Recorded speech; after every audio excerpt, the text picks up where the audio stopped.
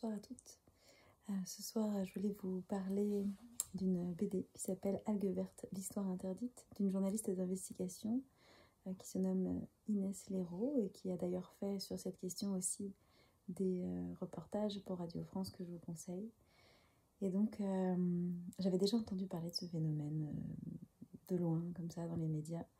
Et cette BD est sortie en 2019 pour nous éclairer. C'est une enquête qui est courageuse parce que c'est vraiment un scandale qui est bien gardé. Parce que ça dérange les intérêts de bons hommes, hein, quand même en grosse majorité. Il y a une page qui montre les bons hommes coupables de cette catastrophe. Voilà, donc, voilà. On les voit, ils sont plutôt vieux, blancs, riches et donc couillus. Enfin, voilà. Très peu de personnages féminins là-dedans.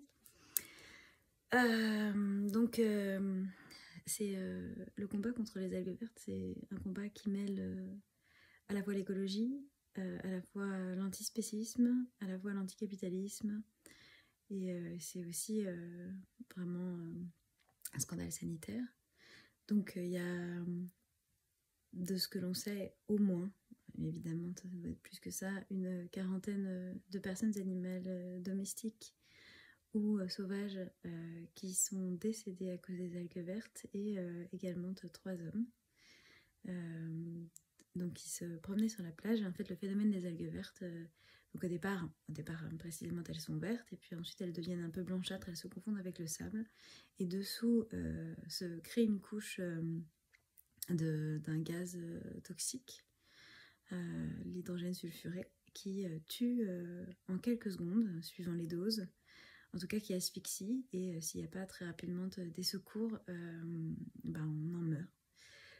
Voilà, et donc le scandale commence dans les années 60, au moment où l'agriculture bretonne va être complètement repensée par des grands groupes capitalistes. Et donc, dans les poches de quelques-uns, au détriment d'abord des personnes animales, hein, évidemment.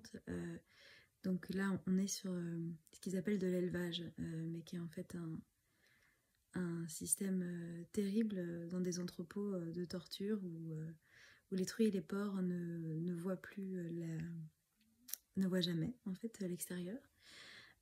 Tout ça à des fins carnistes. Donc je vous rappelle qu'on n'a pas besoin de manger de la viande, tout ça, go vegan, etc. Et donc les truies et les porcs sont massacrés en masse sans raison. Voilà. Et même ça augmente les maladies cardiovasculaires, etc. De manger ces personnes-là. Et les déjections de ces truies et de ces porcs, puisqu'il y a beaucoup plus de truies et de porcs en Bretagne que de Bretonnes et de Bretons humains, voilà, sont déversées dans les rivières. Ça augmente les doses notamment de nitrate, et c'est ça qui crée les nappes d'algues vertes. Donc il y a plus de 150 endroits qui sont touchés en Bretagne, en Normandie, à l'île de Ré, et donc ce sont des algues qui tuent. Elles sont ramassées depuis quelques années. Ça coûte vraiment, pour citer quelqu'un, ça coûte vraiment un pognon de dingue aux contribuables. Et c'est toujours les mêmes qui s'en mettent plein les fouilles, c'est-à-dire vraiment des grandes fortunes en France qui vont soudoyer des scientifiques peu scrupuleux, et puis aussi des personnalités politiques qui sont proches de ces grands industriels, et qui, en fait, pour se faire réélire, voilà, ne veulent pas des mauvais chiffres de chômage, puisque cette industrie embauche des gens. Et aussi veulent pas une mauvaise image par rapport au tourisme, voilà, pour se faire réélire en fait, hein. Donc on est juste sur des questions de pouvoir et d'argent en fait, c'est tout.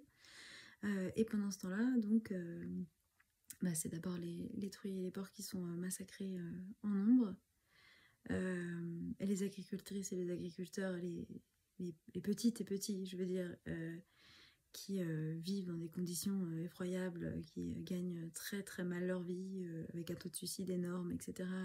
Donc c'est pas ces gens-là qui s'enrichissent, même si bon, moi je leur conseille fortement de...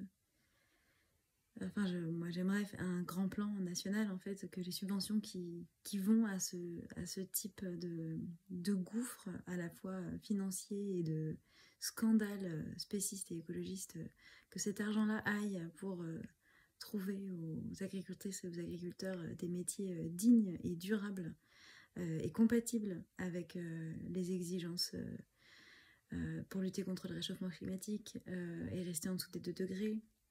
Donc une agriculture qui ne consiste plus en l'abattage et en la torture de personnes animales. Il y a d'autres façons de nourrir les gens.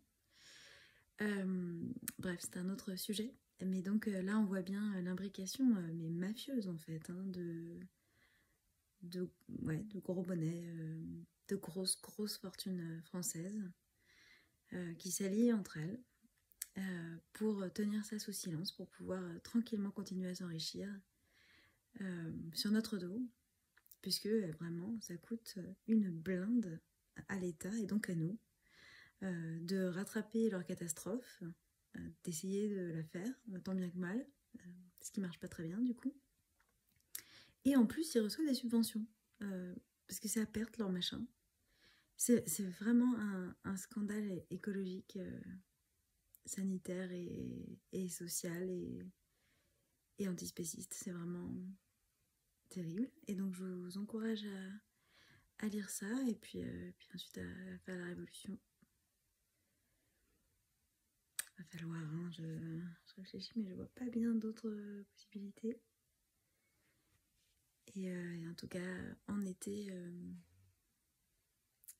on va continuer à avoir des problèmes pendant longtemps, tant qu'on n'arrête pas avec ce mode de production alimentaire qui consiste en l'assassinat de centaines de milliers de personnes.